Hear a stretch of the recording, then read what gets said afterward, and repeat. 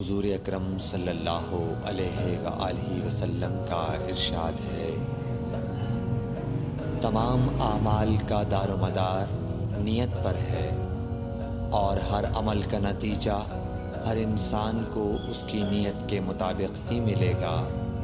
بس جس کی ہجرت دولت دنیا حاصل کرنے کے لیے ہو یا کسی عورت سے شادی کی غرض سے ہو، بس اس کی ہجرت انہی چیزوں کے لیے ہوگی جن کے حاصل کرنے کی نیت سے اس نے ہجرت کی۔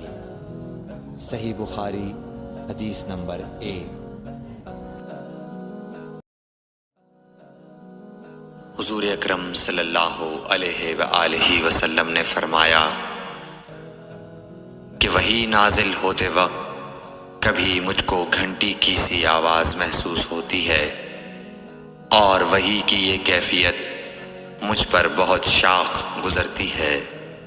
جب یہ کیفیت ختم ہوتی ہے تو میرے دل و دماغ پر اس فرشتے کے ذریعے نازل شدہ وحی محفوظ ہو جاتی ہے، اور کسی وقت ایسا ہوتا ہے کہ فرشتہ بشکل انسان میرے پاس آتا ہے اور مجھ سے کلام کرتا ہے، بس میں اس کا کہا ہوا یاد رکھ لیتا ہوں۔